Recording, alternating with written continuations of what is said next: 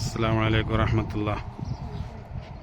70 പ്രവാചകന്മാർ വെള്ളം കുടിച്ച കിണർ ബീർ റൗഹ.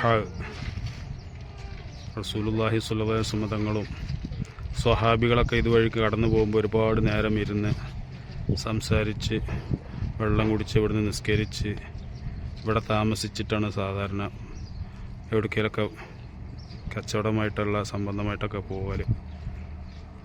അവിടെ കിണർ പണിയെടുക്കുന്ന കാരണത്താൽ ടാങ്കിലേക്ക് വെള്ളം അടിച്ചിട്ട് ഈ പൈപ്പിൽ നിന്ന് പിടിക്കാൻ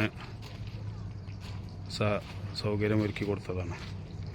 ഒരുപാട് പൈപ്പുകളുണ്ട്, കുറച്ചൊന്നല്ല, ഒരുപാടുണ്ട്.